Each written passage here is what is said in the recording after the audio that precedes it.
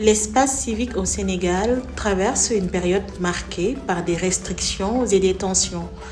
Les défenseurs et défenseuses des droits humains sont confrontés à de multiples risques, menaces, stigmatisation, violence en ligne, mais aussi un manque criard de mécanismes de protection.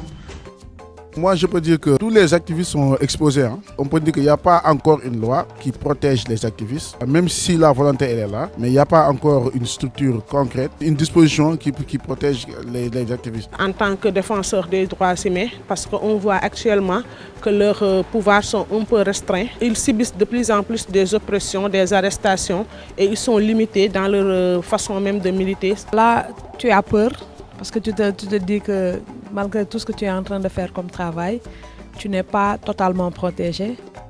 Face à ce constat, l'organisation féministe sénégalaise Jigéen Sénégal a organisé à Dakar les 7 et 8 août un atelier sur la protection des défenseurs et défenseuses des droits humains et l'accès à l'espace civique.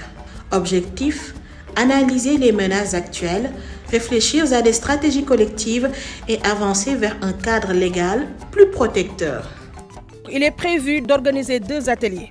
Mais 2 ateliers pour tout simplement amener les activistes, les militantes, les militants, les organisations de défense des droits humains, les militantes féministes, les organisations de défense des droits des femmes, ainsi de suite, à penser à une stratégie commune face pour moi à un défi énorme en matière d'accessibilité à l'espace civique, en matière également du maintien des droits et libertés fondamentaux des activistes au Sénégal. C'est pourquoi nous avons convié ici, vous allez voir, il y a le Forum civil sénégalais, il y a le Forum social, il y a Y en a marre, il y a aussi d'autres organisations, il y a l'AJS, il y a toutes les organisations, bon pas toutes, mais en tout cas, il y a une majorité d'organisations qui interviennent différemment en matière de défense des droits des femmes, sur le plan de l'art, sur le plan des médias, donc des activistes un peu partout, voilà. Donc même celles qui travaillent sur la migration et celles qui sont aussi au niveau régional. Donc on a convié 4 régions et aussi la région de Dakar.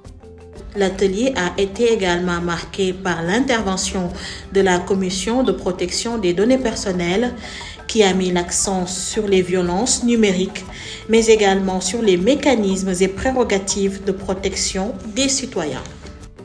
Au niveau de la CDP, nous avons noté une hausse des violences numériques, je dirais même des violences digitales, parce que nous faisons face à des cas de cyberharcèlement, de diffusion, de sextorsion, carrément qui arrivent tous les jours dans le bureau de nos agents et nous mettons en place un dispositif de réaction rapide lorsqu'il s'agit par exemple de la diffusion de vidéos à caractère obscène.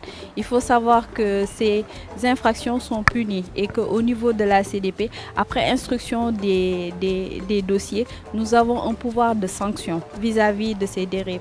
La CDP dispose d'un pouvoir de sanction qui va de l'avertissement à la mise en demeure en passant par la saisine du juge et aussi à la prononciation de sanctions administratives et pécuniaires de l'ordre de 1 à 100 millions. Les discussions ont permis de mettre en évidence l'urgence d'adopter une loi nationale de protection des défenseurs et défenseuses des droits humains en conformité avec les standards internationaux. Car protéger celles et ceux qui défendent nos droits, c'est renforcer la démocratie et l'état de droit. Je pense que les défenseurs des droits humains doivent avoir un statut. Vu leur rôle, en tout cas vu leur engagement au niveau communautaire, à l'image en tout cas des lanceurs d'alerte, il faut que les acteurs de la société civile aient aussi le statut. Ça nous permettra de savoir qui est qui fait quoi. Et ça va leur donner une certaine légitimité. Pour moi, vraiment, l'État devrait aller dans ce sens. Pour continuer à lutter malgré tous les risques, les défenseurs des droits humains doivent porter le plaidoyer pour avoir une loi qui les protège. Je sais que le plaidoyer est en cours. J'ai déjà travaillé avec d'autres organisations sur une proposition de loi pour le statut et la protection des défenseurs des droits humains sur un premier point. Le deuxième point, c'est de développer des stratégies de résilience. C'est-à-dire qu'aujourd'hui, la principale menace, c'est de couper les financements extérieurs. On a vu également comment le départ de l'USAID a impacté certaines organisations. Il faudrait que les organisations de la société civile sénégalaise créent un système de solidarité et de résilience qui leur permette de résister à certains chocs, que ce soit des chocs qui viennent de l'État du Sénégal ou qui viennent de l'extérieur, de pouvoir continuer à vivre. Au terme de ces échanges, les défenseurs et défenseuses des droits humains repartent avec de nouveaux outils et des engagements renouvelés pour poursuivre leur mission dans de meilleures conditions. Cet atelier s'inscrit dans une dynamique plus large de promotion des droits humains et de consolidation de la société civile.